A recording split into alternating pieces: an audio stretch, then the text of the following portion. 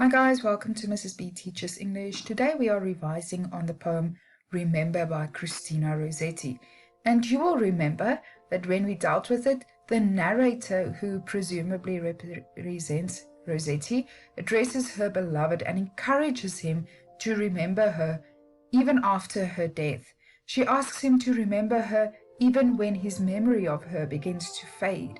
And eventually the narrator gives this person her permission to forget her and move on, because she says it's better to forget and smile than to remember and be sad. Now, as we revise, I want you to again think of these questions. Where does a person go when they die? And what happens to those who are left behind? How long should a person grieve, and how and when should you stop? We're now going to read through the poem together. Remember me when I'm gone away, gone far away into the silent land, when you can no more hold me by the hand, nor I half turn to go, yet turning stay. Remember me when no more day by day you tell me of our future that you planned. Only remember me, you understand? It will be late to counsel then or pray, yet if you should forget me for a while, and afterwards remember, do not grieve. For if the darkness and corruption leave a vestige of the thoughts that once I had, better by far you should forget and smile, than that you should remember and be sad. Now, you will see this poem is an Italian sonnet, so it's been divided into an octave and a sestet. In the octave, the speaker reminds her beloved that when she's gone into the silent land of death, he will no longer hold her hand, he will no longer plan or speak of their future life together. He will no longer be able to comfort and counsel her or pray for her. Her request of him is that with all this that they will lose, he will remember her. The theme here is, of course, being remembered after death. The sestet changes the tone of the poem. The narrator even renounces the need to be remembered, which is ironic because the poem is titled Remember. She wishes for her beloved to be happy, even if that means forgetting her. The narrator sacrifices her personal desire in the expression of true love. And that is really what love is all about. So this poem, if we look at the historic background, it was written in the middle of the 19th century, and people died very often and very suddenly, more than they do today. And that is perhaps one of the reasons why Rosetti was so preoccupied with the idea of being remembered. It was not only just a whim that inspired her to write this poem. The title being very significant, as it is repeated so many times in the poem and forms one of the major themes of the poem, which is remembrance. We know that the speaker here is a woman, and we assume that it is Rosetti herself who is thinking about her death and wants to make sure that her beloved never forgets her. And she almost becomes obsessed with the idea. Now, this title comes in the form of an imperative verb, so it is a command, but we do not see it as being as harsh as one normally thinks of the idea of a command. Then form and structure. It is an Italian sonnet, as I mentioned, or a Petrarchan sonnet with a very rigid rhyme scheme that goes with it. And then, of course, the octave and the sestet have two separate themes, the octave dealing with the idea of memories and remembering, whereas the sestet focuses on the process of forgetting and moving on. In terms of sound devices, we see there are long syllables used in the opening lines that force this very slow, mournful, sad reading of the sonnet. And this then being contrasted in the sestet when we have a more upbeat and positive tone because of the quicker pace. Now we're going to go into a line-by-line analysis. line 1, remember me when I am gone away. And we really do have that commanding tone of the imperative verb remember there. Of course, we said remember. There's an anaphora here. There's the repetition of the beginning of this line throughout a few lines in this poem. Gone away being a euphemism for death, and this creates the sense that she will not be gone forever perhaps. He will be with her in his memory, so it does make it seem less permanent. Gone far away, she will not be able to return, and the word far there really emphasizes the distance between them. The silent land, in Christianity, this phrase is a symbol for this implied metaphor for death. Going into the silent land is going into the land of death. So after she dies, she will no longer be able to communicate with her beloved, and therefore the afterlife will be a silent land.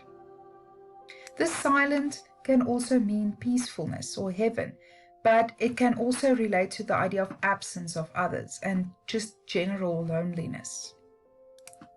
Line 3, when you can no more hold me by the hand. We see that she has really accepted that she is going to die, and she's telling her beloved to still remember her even when he can no longer hold her hand. This emphasizes separation, as this physical touch is really something that we only have in life, not in death. So a symbol of first love is holding hands. You know those butterflies you get when you hold hands for the first time in a relationship. And that is impossible in death. Now we notice the use of you and our, which then again emphasizes that she is addressing a loved one. Line 4, nor I half turn to go, yet turning stay.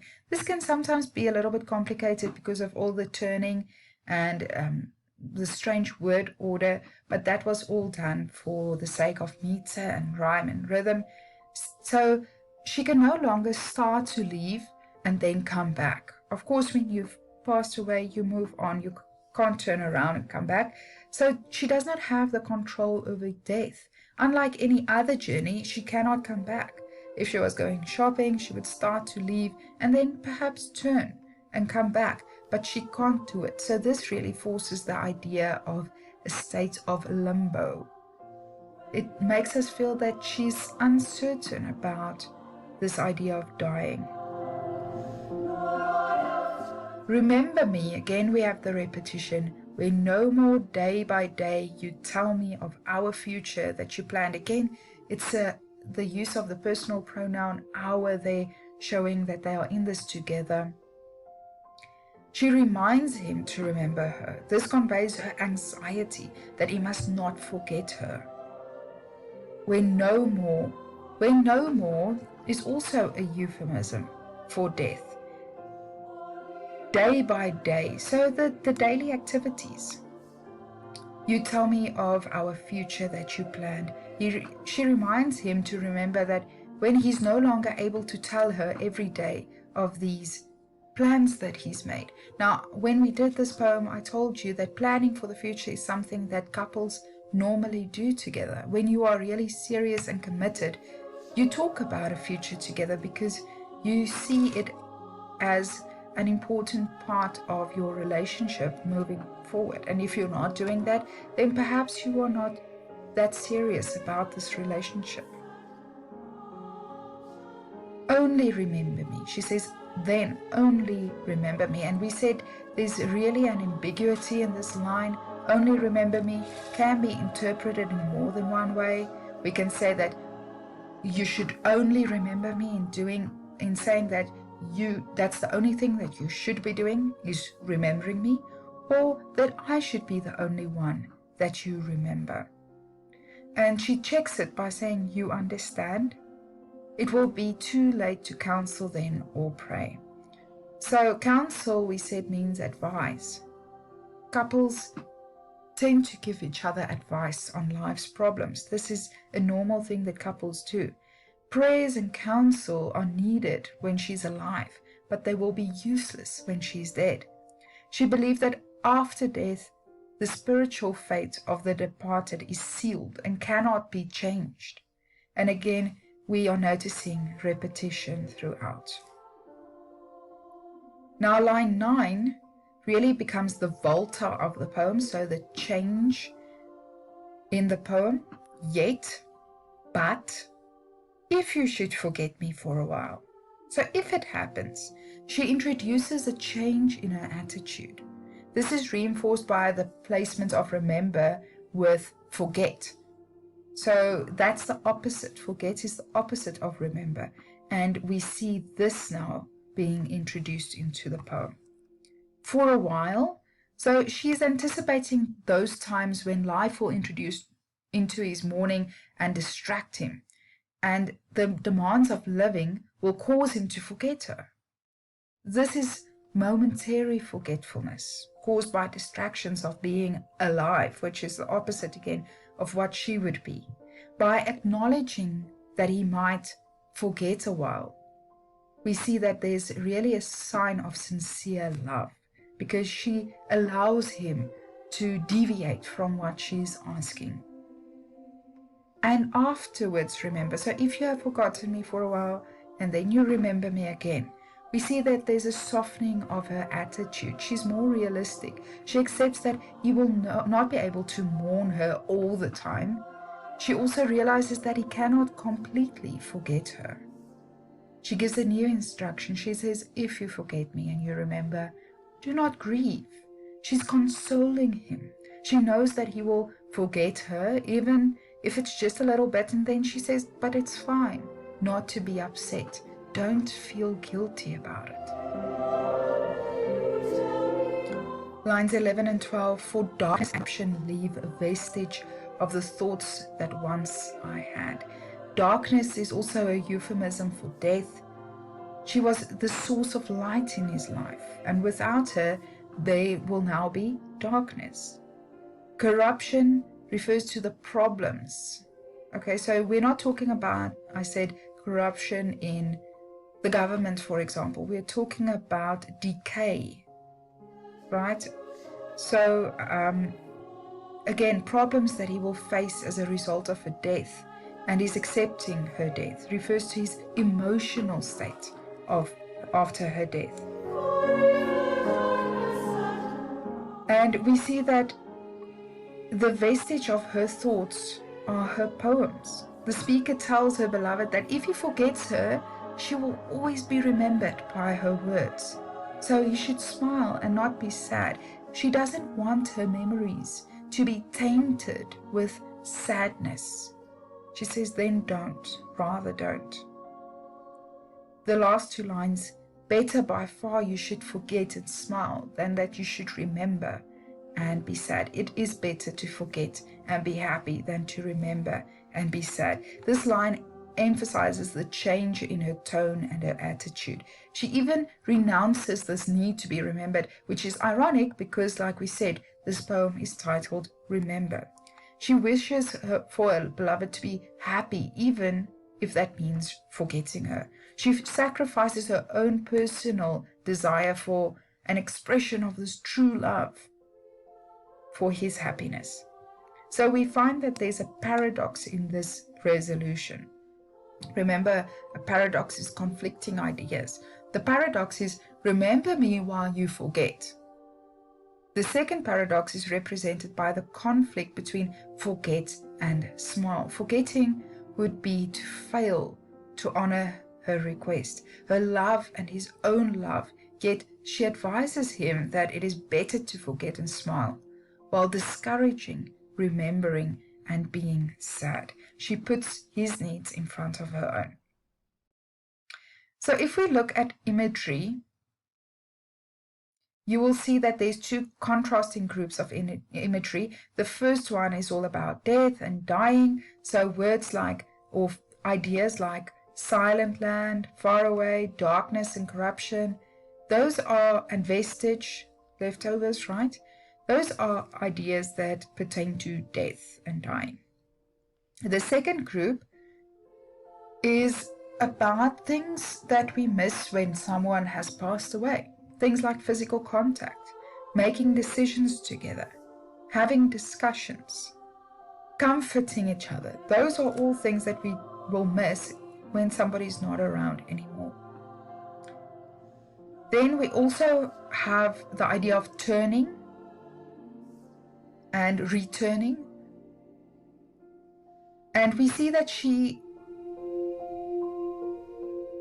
has her doubts about how she feels about passing away and him moving on. And it's almost like she goes from being okay to not being okay to going to accepting it again and then pulling away. So the idea of turning really is emphasized throughout the poem. In terms of theme, this is of course an elegiac poem. It's a poem that focuses on a theme of death. And even though the word death never shows up in this poem in its most literal sense, Remember is definitely a death poem, if there ever was one. It might as well have been called Remember Me After I'm Good and Dead, because that's the basic idea here. Preoccupation of death. So the speaker does her best to suggest that death is totally permanent, no more touching, talking, or anything of that. In the end, this poem isn't really about that, but rather about different ways in which death isn't always the end. Then, of course, we have the theme of memory and the past. So if Remember is a death poem, it is just as much about the opposite, a life poem. Remember that part in Jurassic Park when Malcolm says, life finds a way. Yeah, that could pretty much be the motto of this poem as well. And it is through the memory that life finds a way. As long as somebody remembers us, we are not really gone. So that's the other side of the coin. Then, of course, we have love. So a sign of true love is when we are willing to sacrifice. And that's exactly what we see here. The speaker of Remember proves her love by saying she would rather her lover be happy than remember her. That's the ultimate sacrifice, sacrificing yourself and memory of yourself.